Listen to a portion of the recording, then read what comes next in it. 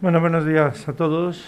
Un saludo tanto para los que están asistiendo aquí presencialmente como para los que nos están acompañando vía internet y especialmente para los compañeros iberoamericanos. Yo he de decir en primer lugar que quiero agradecer la invitación a este acto, por supuesto el premio que se me concedió en la edición pasada, agradecer para felicitar por anticipado a los premiados de este año y decir que para mí siempre ha sido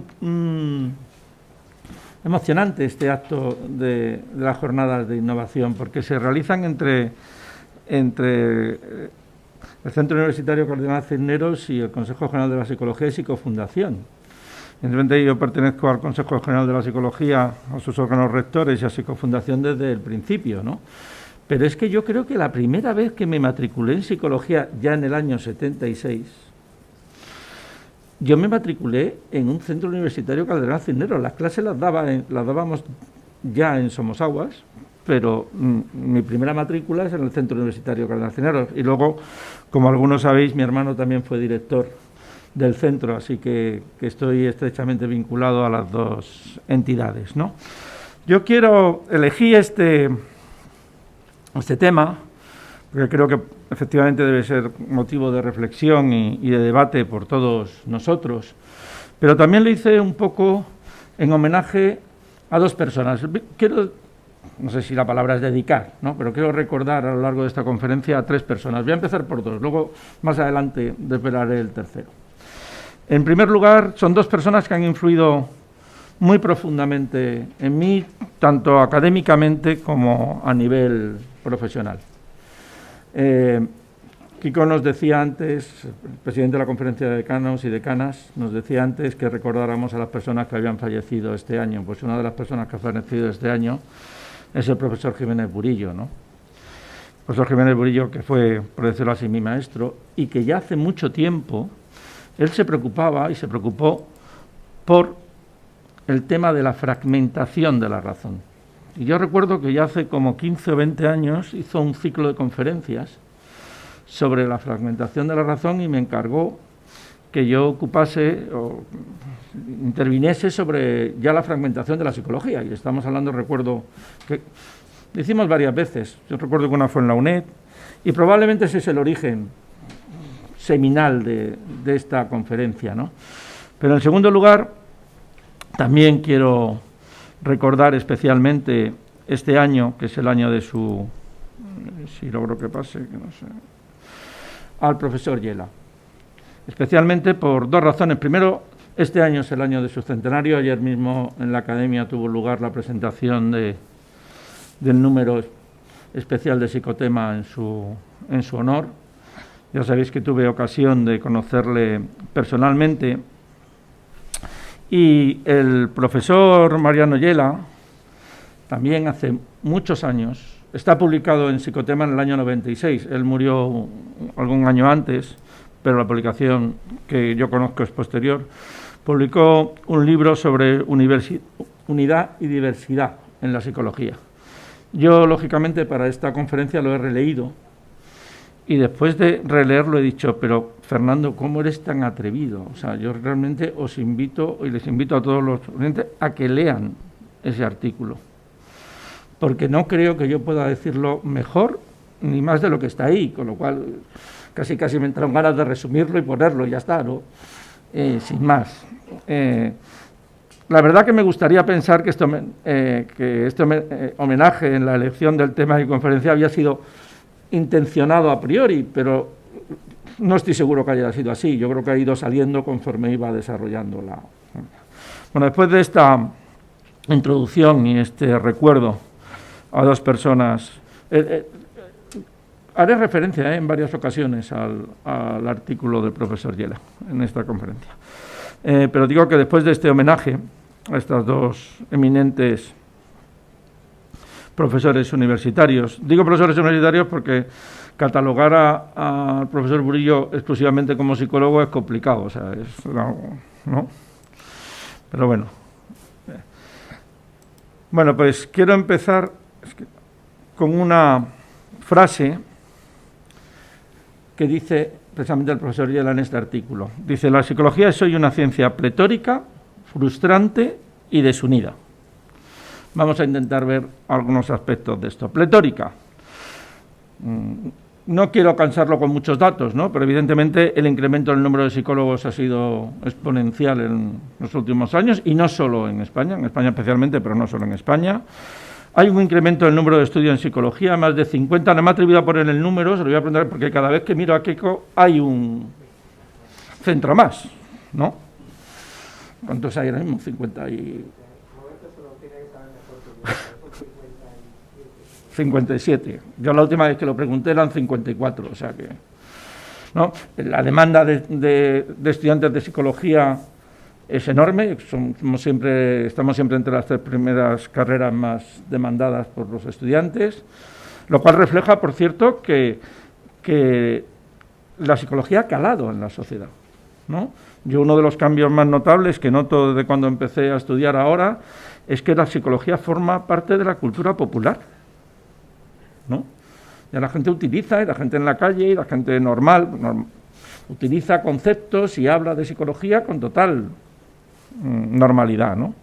Vamos, de cuando a qué, cuando yo terminé la carrera, iba a escuchar por la calle la palabra autoestima. Bueno, ni la escuchaba ni siquiera en las clases, o sea que fuera menos frecuente, por poner simplemente un ejemplo, ¿no? Por supuesto, el número de publicaciones es exponencial, no hace falta nada más que consultar Psiquinfo, y también en el número de ámbitos de aplicación que se ha extendido normalmente. El profesor Yela cita una referencia personal de este eminente psicólogo del lenguaje, y es una referencia personal del año 46, ¿eh? Y él decía: cuando yo era estudiante había un solo curso de psicología, ahora hay cientos. En el futuro habrá tantos como actividades humanas. Y muy probablemente estamos muy cercanos a que efectivamente se vaya cumpliendo. Pero también es frustrante, como decía el profesor Yela, frustrante porque un siglo, como dice Coates, citado por Jan Char, un siglo de investigación científica en psicología no ha acercado a la misma a una explicación unívoca de la conducta humana. Al menos no lo ha hecho más que 2000 años de duro trabajo filosófico. De hecho, la lucha de la psicología para formar un relato coherente, convincente y científicamente legítimo de la acción humana ha terminado rutinariamente en decepción. Y dividida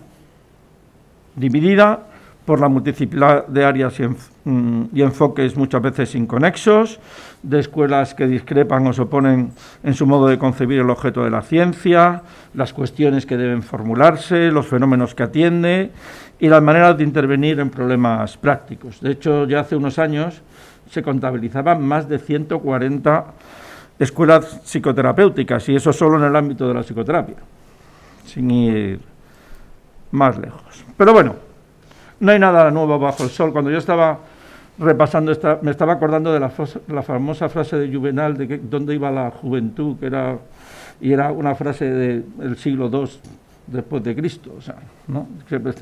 Pues esto es algo parecido. No hay nada nuevo. La división de la psicología es una opinión casi unánime, pero lo es casi desde el principio del origen de la psicología. Brentano, por ejemplo, en 1874, es decir, poco después de la inauguración de la psicología científica por Wundt, decía que su propósito, en su libro introductorio, es sustituir las psicologías por una psicología, es decir, él ya entendía que había varias. Bauer, en el año 93, en un libro precisamente sobre la fragmentación de la psicología, decía que es un tema recurrente, y él decía que probablemente William James y Titchener discutieron sobre el tema de la visión de psicología ya en el acto fundacional de la APA, pues a principios del siglo XX. Cantor, en el año 22, estaba preocupado por la incompatibilidad de los enfoques objetivistas e introspeccionistas y la posibilidad de unir esos dos conjuntos de datos tan difíciles y tan necesarios, a su vez, para la psicología. Y se extiende hasta ahora. El último manual que he podido encontrar, aunque probablemente quizás no sea el último, pero uno de los últimos, digo libros, no digo artículos, sino libros específicamente, es este de Gag del año 2016 sobre unidad y fragmentación en psicología. Las raíces filosóficas y metodológicas de la disciplina. Aunque es verdad, en una terminología que usan mucho los norteamericanos, dicen, este tema de la fragmentación, de la división de la psicología es como una especie de castaña perenne, ¿no?, que aparece siempre cíclicamente. Dice, aunque es verdad que algunos autores han señalado que quizás esta fragmentación, esta división ha aumentado en los últimos años, ¿no? Pero bueno, tampoco es de extrañar, porque leí una vez una estadística de cuántos años se tardaban en duplicar el conocimiento científico que tenía la sociedad, y cada vez se tardaba menos. O sea, que ahora mismo casi se duplica el conocimiento científico cada 5 o cada 10 años, cuando antes se tardaban siglos, ¿no? Con lo cual es lógico que probablemente al aumentar esa diversidad científica, no solo en psicología, sino en todos los ámbitos, pues aumente esa división. ¿Cuáles son las causas de la diversidad? Pues se suele citar la juventud de la disciplina. Bueno, aunque ya no somos tan jóvenes, pero bueno, esos son como las personas ya de 45 o 50 años que dicen, no, somos jóvenes. Bueno, ya no somos tan jóvenes. La complejidad del objeto. Bueno, es de decir que lo de la juventud de disciplina para Yela no era un argumento válido, porque él decía que realmente la física pues a lo mejor empieza un poco formalmente como Galileo, y casi un siglo después, pues Newton ya había dado una teoría integradora y unificadora. Luego no concebía que eso fuera un motivo. Luego estaría la complejidad del objeto de estudio, ¿no? Tenemos diferentes niveles de análisis, el comportamiento, la experiencia fenomenológica, los sustratos neurobiológicos, y lógicamente eso dificulta en gran manera la unidad, ¿no? Pero Yela se inclinaba por pensar que realmente el problema era el objeto de estudio, ¿no? Que realmente el ser humano es extremadamente diverso, y como él decía, si la psicología quiere estudiar al hombre, ha de ser una y mil. O si queréis, en una frase más poética, lógicamente de García Lorca, ¿no? Es imprescindible ser uno y mil para sentir las cosas con todos sus matices. Esta era la tercera persona a la que quería hacer homenaje. Es Juan Romero. Juan Romero a lo mejor no es tan conocido por todos, pero por las personas que trabajamos en el colegio sí. Él fue presidente del Colegio de Navarra durante muchos años. Fue psicólogo en instituciones penitenciarias, y tenía un sentido del humor que yo creo que todavía, aparte de envidiarlos, echamos de menos, ¿no? Y era tremendamente ingenioso. Y él dijo una frase que dijo, la psicología es la informática de las emociones. Y un poco es verdad, porque igual que los ordenadores están en todas partes, que la psicología parece que está en todas partes, ¿no? Y quería hacer un recuerdo especial para él, porque a lo mejor simplemente porque me acordé cuando estaba elaborándolo, pero me parecía que era muy interesante. Bueno, la diversidad de psicología, por supuesto, tiene muchísimos aspectos.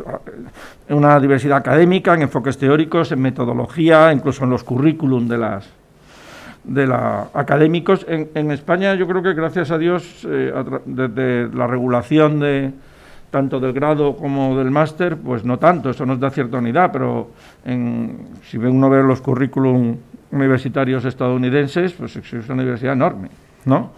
Por supuesto, también diversidad profesional, por áreas y por escuelas, y lamentablemente también entre lo académico y lo profesional. Pero muy bien, pero esta diversidad que se constata, puede ser entendida como dos puntos de vista, si queréis, como una amenaza o como una oportunidad, porque ¿qué es? ¿Un reflejo de la pluralidad o es el paso previo a la fragmentación? Bueno, yo voy a adelantar un poco mi posición. Mi posición es que la verdad que las características que definen a una profesión, igual que las características que definen a una persona, exactamente igual, no son ni buenas ni malas por sí mismas, ¿no? Un mismo rasgo tiene aspectos positivos y negativos, y como nos indica la perspectiva ecológica, de la que hablaré un poco más adelante, una característica que sirve para adaptarnos y progresar en un contexto, en un momento determinado, puede tener efectos negativos si el entorno cambia. Por tanto, podemos considerar esa diversidad como una oportunidad, como una amenaza. Pues ya lo digo, pues como decía la canción, pues depende, ¿no? Vamos a ver distintas posiciones, autores que mantienen una postura y autores que mantienen otra. Pero antes de poner... Vamos a ver esas, pero hay algunos autores que ven la diversidad efectivamente como pluralismo. Aquí tenemos, por ejemplo, una frase de Anchar, es uno de los autores que quizás más ha reflexionado desde principios de este siglo sobre este tema. Dice que los psicólogos tradicionalmente han buscado la unidad por cumplir criterios positivistas, pero de acuerdo con las innovaciones de la filosofía de la ciencia y con las tendencias recientes hacia el pluralismo metodológico, el multiplismo, por ejemplo, de Campbell, dicha unidad, dice, no es necesaria ni recomendable. Pero después veremos que después de afirmar esto, él dice que la fragmentación sí es un riesgo y que hay que atender, aunque lo vea como una ventaja que quizás se acerca mucho a la posición que yo me acerco a la posición que tiene él, mejor dicho, ¿no? Otros autores como Bauer dicen que la fragmentación es una consecuencia perfectamente natural de la maduración de una ciencia, es decir, que nos está pasando lo mismo que ha pasado con las ciencias más antiguas como las matemáticas, la química o la biología. Entonces incluso dice que ¿por qué le llamamos fragmentación? Que deberíamos llamarle simplemente especialización. O sea, que no solo no lo ve como negativo, sino lo ve como algo profundamente positivo. Rosenberg, en un libro que se llama Unidad y diversidad de la psicología, que es el mismo título que el artículo del profesor Yela, analiza los factores extrínsecos e intrínsecos, a lo mejor de los que antes también hacía referencia el profesor Medina, y que contribuyen a esta diversificación, ¿no? Y después de revisarlos, él concluye que la diversidad es deseable siempre y cuando no nos pasemos, por decirlo así, ¿no? Siempre y cuando no se llegue a la fragmentación. Gilgen, por ejemplo, tiene otra postura que, en su opinión, no solo es buena o es positiva esa diversidad, sino que tiene que impulsarse, pero también advierte: la fragmentación en función de contextos de aplicación o marcos teóricos impide el proceso de la investigación psicológica. Él introduce un tema que he estado a punto de introducir, pero hubo dos motivos para que no lo hiciera. Uno, realmente la extensión, para no extenderme en demasía, y segundo, porque no sé si hubiera sido capaz de poder abordarlo en toda su dimensión, que es el concepto de inconmensurabilidad de Feyerabend. Claro, Feyerabend consideraba que si dos teorías o dos enfoques, ¿no?, partían de principios muy diferentes y con conceptos muy diferentes, no podían ser medidas igual. Y si no podían ser medidas igual, nunca habría, digamos, un progreso científico verdadero, porque no se podrían acumular conocimientos, no serían comparables entre sí. Es un problema. Algunos autores piensan que efectivamente ese es un problema teórico de la psicología, que los enfoques, y además un problema, una dificultad para la unidad, es que los enfoques no son comparables. Es como si estuviéramos tomando peras con manzanas, entonces no es posible. Aunque otros autores, entre los cuales, por cierto, está el profesor Yela, dice que no, que sí serían comparables. Incluso algún otro autor dice que no se puede confundir inconmensurabilidad con incomparabilidad.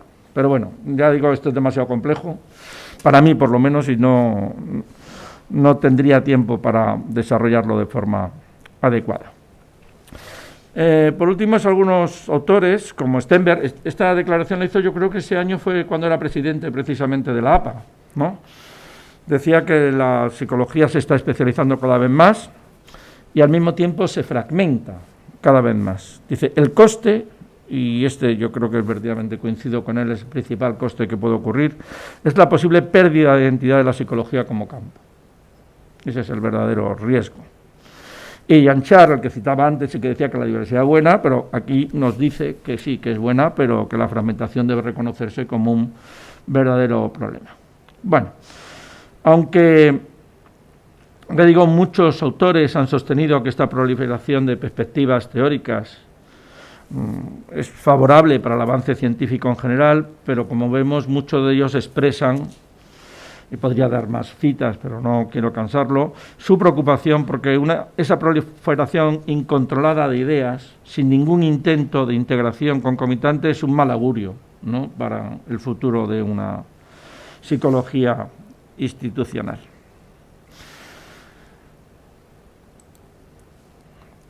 Antes de decir, bueno, y podrían decirle, ¿y su opinión cuál es? ¿Cuál es mi opinión sobre este tema? Bueno, pues permítame que, yo no sé decirlo, casi que aludo a una pequeña metáfora, ¿no?, antes de eso, mi visión de la ecología de las profesiones. Evidentemente no quiero decir que las leyes que rigen la evolución de las profesiones sean las mismas leyes que rigen la evolución natural, pero sí tienen la evolución en el sentido que la daba Darwin, pero sí tienen algunos puntos en común. Si no, espero que me admitan al menos la metáfora, ¿no? Algo así. Podemos pensar desde este punto de vista que la evolución biológica, como digo, tiene algunos puntos parecidos, o más bien al revés, que la evolución de las profesiones tiene algunos puntos parecidos con la evolución biológica. Las profesiones serían, desde este pequeño juego que me he permitido hacer, como una especie, como las diferentes especies, ¿no? Y los distintos ámbitos de aplicación, pues serían los distintos ecosistemas. Cuando un ecosistema es rico en recursos, si una profesión está muy adaptada a ese ecosistema, muy bien adaptada, pues tiende a especializarse cada vez más. Cada vez más en ese dicho ecológico porque tiene suficientes recursos para hacerlo. Y limita, por supuesto, limita el acceso, como domina, limita el acceso de las demás profesiones. En palabras de Abbott, el resultado de la competencia entre las profesiones sería la hegemonía de una profesión en ese campo. Yo creo que este es el ejemplo de la medicina, que todos podemos tener claro, ¿no? Es útil cuando el nicho ecológico, como digo, es rico en recursos, y para la medicina es muy útil, porque si hay algún ecosistema que sea rico en recursos, es el ecosistema de salud, ¿no?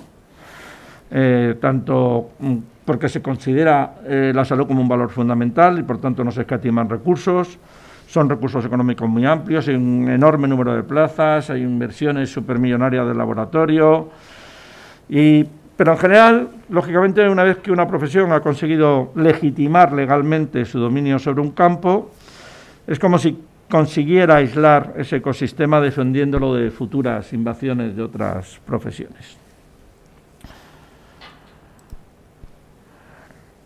¿Pero qué ocurre cuando el ecosistema es pobre? Bueno, cuando el ecosistema es pobre, o bien porque hay una especie que está en un ecosistema que está dominado por otras profesiones.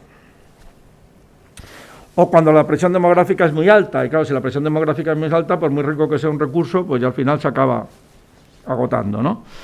Pues que entonces la profesión tiende a buscar nuevos ámbitos de aplicación, lo que tiende es a diversificarse.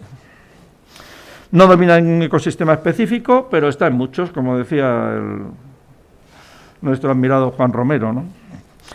Esta estrategia presenta algunas ventajas. Hay una apertura a nuevos campos. Si un ecosistema se destruye o se limita, como ha ocurrido en psicología, por ejemplo, en la psicología educativa, que las normativas han limitado eso, pues eso no significa que la profesión desaparezca, porque tiene otros ecosistemas donde se desarrolla y permite una cierta flexibilidad. Hombre, creo que, desde mi punto de vista, que espero que sea compartido por todos ustedes, la psicología pertenece a este segundo grupo, no pertenece al primero. No dominamos nada. En medicina domina en salud, la psiquiatría en salud mental, en educación son los profesores y maestros, en servicios sociales los trabajadores sociales, en jurídica, pues como, a ver, no digo que no sea lógico, estoy simplemente describiendo en realidad, y pues en el ámbito jurídico, lógicamente, pues los jueces y los abogados, ¿no? Como no puede ser de otra manera. Lo cierto es que este contexto considero yo que es lo que ha llevado a la psicología a diversificarse rápidamente y a introducirse en nuevos campos de aplicación antes que otras profesiones. A veces he pensado, como ya dije en una conferencia en la Universidad Menéndez Pelayo de Santander, a veces pienso que los psicólogos no son nada más que mamíferos en tiempos de dinosaurios. Lo veo así, es decir, yo veo que estamos en campos donde siempre hay un dinosaurio que es el que domina el ámbito y los psicólogos pues tenemos que adaptarnos. Bueno, espero que me perdonen por este pequeño juego, pero bueno, no pasa de ser una metáfora. Pero ¿cuáles son los riesgos? ¿Cuáles son los riesgos de esta estrategia? Pues los riesgos de esta estrategia es que cuando una profesión no domina ningún campo, si la especialización en un ámbito de aplicación es muy acentuada, si además no existe comunicación, esto es fundamental, entre los miembros de la especie de distintos nichos, que es lo que... ¿Cuándo surge una especie nueva? Una especie nueva es cuando una especie original ocupa nichos distintos y se rompe la comunicación entre esos dos nichos. Entonces es cuando ocurre la creación de una nueva especie. Y yo pienso que en psicología puede pasar lo mismo. Pues si ocurre en estas condiciones, la especie profesional no solo tiende a diversificarse, es que tiende a subdividirse, a fragmentarse y generar especies nuevas. Ese es el peligro o el riesgo. A ver, que algunos consideramos que se debe evitar, a lo mejor otros piensan que no. Pero lógico es que sea así. No, Bower consideraba positiva esa aparente fragmentación al considerarla, como he dicho anteriormente, una consecuencia inevitable de la especialización, pero esta especialización, y ahora miro especialmente a mis compañeros de las asociaciones profesionales, porque las vivimos casi día a día, esta especialización crea tensiones familiares, ¿no? Por ejemplo, sobre los requisitos de capacitación y certificación profesional. Esto es muy... Creo que tenemos que lidiar con estos problemas cada día, ¿no? Por eso, bueno, voy a adelantar una idea. Por eso es fundamental mantener los puentes. O sea, y ahí la labor que puede estar realizando la conferencia de decanos, la labor que puede estar realizando el consejo, esa idea de que tengamos ámbitos de comunicación como estos, entre las diferentes, transversales entre diferentes áreas, que claro que se tienen que potenciar los congresos específicos, pero que es importante también potenciar los congresos multiáreas o generales, ¿no?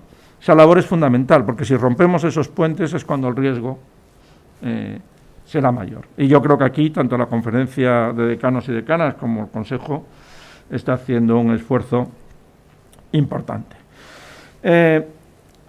Abbott escribió de hace unos años un libro sobre el sistema de las profesiones y él decía que hay tres condiciones, tienen que darse tres requisitos para que aparezca una nueva especie, es decir, para que una profesión se fragmente. Decía que había tres requisitos. El primero es un rápido crecimiento, el segundo es una marcada especialización y el tercero es el aislamiento, lo que estaba señalando, el aislamiento en los ámbitos de aplicación. Vamos a ver si se dan estas condiciones. Por lo menos dar algunas pinceladas. Sobre el rápido crecimiento, casi lo más obvio, ya decía que no quiero cansarles con cifras, pero esto, por ejemplo, es la evolución del número de miembros de la APA desde 1960 hasta ahora. En los últimos 25 años se ha duplicado. Si hubiera tenido un poco más de tiempo, probablemente hubiera podido ver los datos exactos del Consejo General de la Psicología, pero me resultaron más fácil, pido disculpas, pedirlo sobre el Colegio de Madrid, que lo tenía más simple, pero bueno, son similares, porque la evolución es muy parecida. Pues en el año 90 éramos 7.600 colegiados en el Colegio de Madrid, en la actualidad somos 17.500. Es decir, prácticamente, no sé, casi se ha multiplicado por 2,5, prácticamente, ¿no? Ya si me la permiten, este aparente descenso que hay aquí es ficticio. Eso se produjo porque antes el Colegio de Madrid tenía las delegaciones de Extremadura y la delegación de Castilla-La Mancha y de Murcia. Entonces el censo se produce simplemente porque se segregaron, ¿no? Y desaparecieron. Bueno, lógicamente podemos afirmar que entonces, creo que todos coincidimos, que la densidad demográfica es enorme. Y estoy hablando simplemente del número de colegiados. Si me pongo a hablar del número de estudiantes de psicología o el número de egresados, pues las cifras serían aún más. Yo creo que la cifra de estudiantes de psicología actualmente rondaba los 35.000, ¿no? Más o menos. Por ahí. Además, es difícil de calcular Es difícil, pero bueno, probablemente no descienda. Lógicamente, esta superpoblación incrementa la presión para ocupar nuevos espacios y dificulta, sobre todo, la identificación con un grupo tan amplio. Eso es un proceso, lógicamente, de psicología social. Es mucho más fácil identificarse con un grupo pequeño que con un grupo muy grande. Y ese es otro factor que influye. La especialización. Bueno, pues también podemos decir que las divisiones de la APA, por ejemplo, pasaron de 43 en el año 87 a 2019 en el año 54. Si vemos, hay una pequeña ralentización en la creación de nuevas divisiones. Esto puede deberse porque quizás que un estudio de Harari y Peters de hace unos años mostró que casi parecía como si se estuviera llegando al techo, digo en la APA, porque ya había más de la mitad de los psicólogos norteamericanos que encuestaron no consideraban interesante crear ya nuevas especializaciones, nuevas divisiones, pero en esa cifra. En el Colegio de Psicólogos, en el Consejo General de la Psicología, hay actualmente 11 divisiones. Aún tenemos un margen, porque si divido las divisiones por el número de asociados por el número de divisiones, creo que en la APA hay una división por cada 2.500 miembros, mientras que nosotros tenemos una división por cada 7.000, o sea que todavía tenemos un poquito de margen, según ellos. Bueno, y el aislamiento. Bueno, pues lógicamente Allman, por ejemplo, que es otro autor que ha reflexionado mucho sobre este tema, considera que el incremento de los contactos interdisciplinares es creciente, es estimulante, o sea, lógicamente nadie va a discutir aquí, menos yo, la necesidad de una perspectiva multidisciplinar para estudiar temas complejos, ¿no? Mucho menos, aporta nuevas perspectivas, pero lógicamente eso también contribuye a una identificación con un ámbito específico y no con la disciplina en su totalidad. Un creciente número de psicólogos se unen a asociaciones interdisciplinares, cada vez más específicas, ¿no? Ya no solo sobre psicología clínica, sino de psicología de problemas del sueño, ¿no? Por ejemplo. Y esto permite a los psicólogos desarrollar nuevas identidades y afiliaciones que están vinculadas a ese ámbito de intervención. Esta tendencia se ve agravada, yo creo que especialmente en este momento que vivimos, en el que parece que todo el mundo está buscando una identidad, ¿no? En que las identidades tradicionales han desaparecido, estamos casi con identidades líquidas, ¿no? Y las personas tienden a identificarse, como decía antes, con causas y grupos pues cada vez más pequeños y más centrados en sus propios intereses. Permítame que ponga como un ejemplo los resultados de este estudio sobre la situación de la psicología de la intervención social en la Comunidad de Madrid, que se preguntó precisamente a los psicólogos que trabajaban en este ámbito que cómo se definirían ellos mejor. La buena noticia es que la mayoría se sigue identificando como psicólogo, aunque le pongas una etiqueta, ¿no? Pero aún así hay casi un 15% que dice que no, que ellos se definen como profesionales de la intervención social, es decir, ha desaparecido su identificación como psicólogo. Yo creo que si hacemos este mismo estudio en ámbitos como en educativa o en otros, o psicología del trabajo, probablemente los resultados serían similares y probablemente en algunos casos mayores, sin ninguna duda. Bueno, la diversidad, desde mi punto de vista, aunque para algunos autores el exceso de diversificación les hace pensar o tener una visión apocalíptica de la disciplina, voy a citar una frase de Jean Clark, precisamente, que me ha parecido muy ocurrente. Decía: en mis peores pesadillas preveo una ruptura de la psicología institucional tal como la conocemos. Los psicólogos experimentales humanos abandonarían la disciplina por la emergente ciencia cognitiva. Los psicólogos fisiológicos van felizmente a los departamentos de biología y neurociencia. Los psicólogos industriales organizacionales son capturados por las escuelas de negocio y los psicólogos clínicos encuentran su hogar en las escuelas de medicina. Pero eso es un riesgo. Yo creo que el decano el presidente de la Conferencia de Decanos lo citaba antes, ¿no? Como muchas veces las investigaciones más puntuales en psicología se están haciendo en otros departamentos, no en psicología, propiamente. Pero bueno, yo no tengo una visión tan pesimista, ¿eh? Quizás es por mi carácter, que normalmente tengo un carácter más optimista. Yo creo que en general la estrategia que no sé si hemos seguido conscientemente, pero nos hemos visto obligados a seguir, eso seguro, hasta ahora nos ha permitido prosperar en ambientes hostiles. Bueno, hostiles o por lo menos que no nos acogían desde al principio, ¿no? Durante décadas. Ya ha tenido éxito en líneas generales, pero eso no debe hacernos caer en la complacencia. Es decir, la evolución es ciega. No tiene dirección. El profesor Elio Carpintero lo citaba antes, es leyes ahí naturales. Una estrategia exitosa en un momento determinado no la podemos controlar, no lo podemos predecir y puede convertirse en una estrategia fracasada si cambia el escenario, cambian las demandas o cambia el ambiente.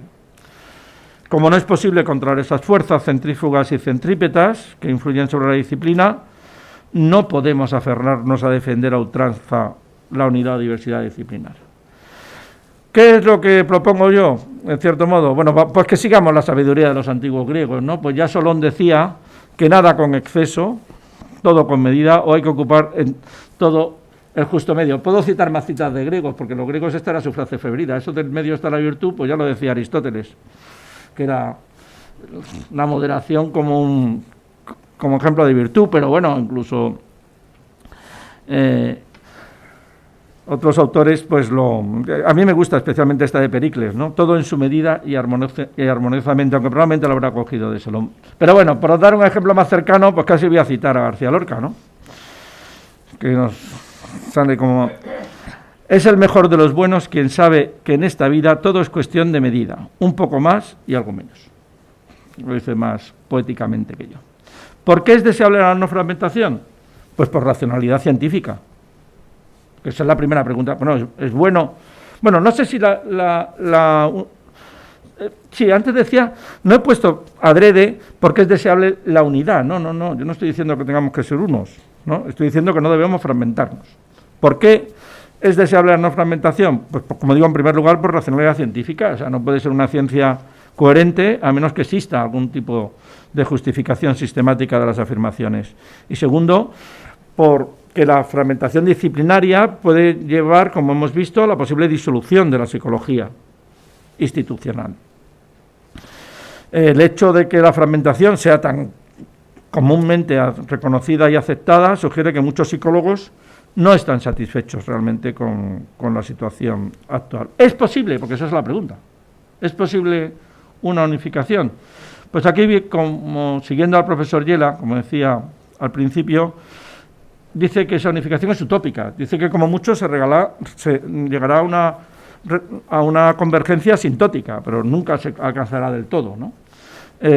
Y que se tiene que llegar pues por negociación, por consenso. No sé si por negociación exactamente, pero sí hablando entre todos, ¿no?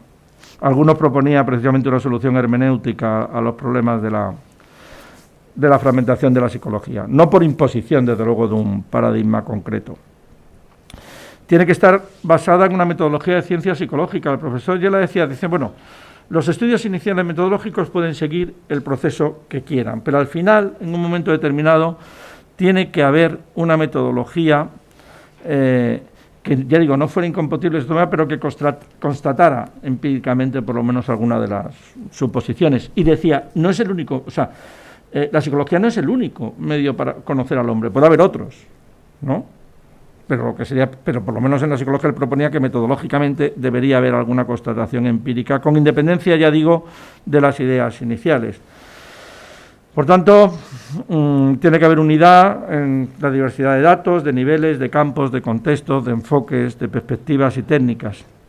Pero que esa diversidad, para que pueda avanzar hacia una complementación interna, necesita una unidad básica en el objeto de estudio, que él propone la acción física significativa, y una unidad básica en el método, que, como decía antes, él lo centra en el sometimiento a la comprobación empírica última, con independencia de los procedimientos iniciales.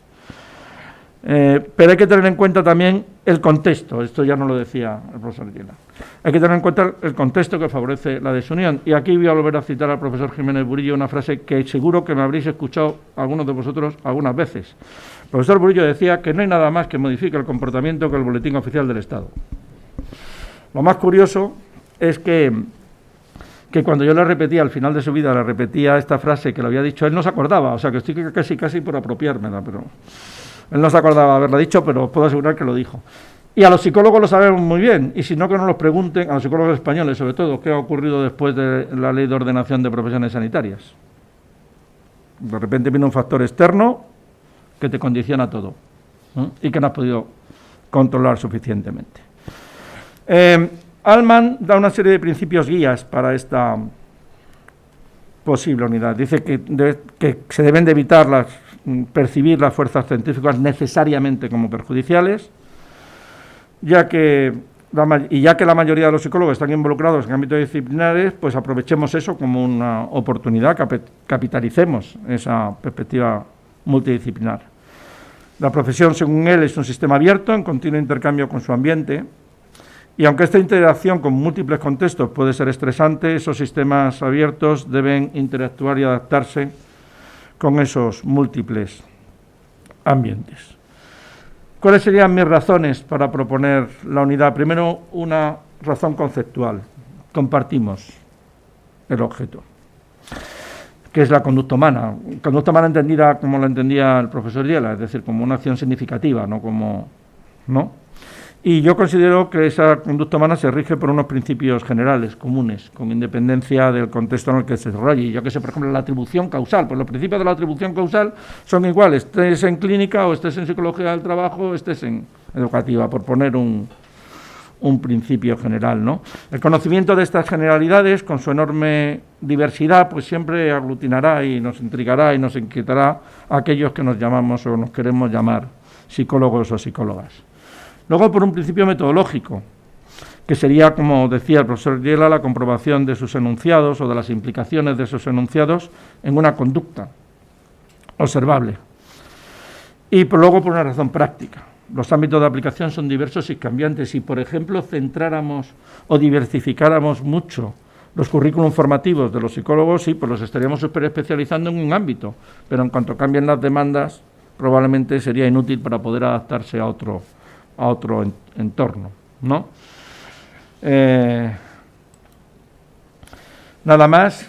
Siento probablemente no haber cubierto todas sus expectativas con respecto a mi intervención, pero bueno, he querido pergeñar algunas de las líneas o algunas ideas de cómo yo veía ese riesgo de fragmentación de la psicología y algo de lo que podemos hacer para intentar evitarlo.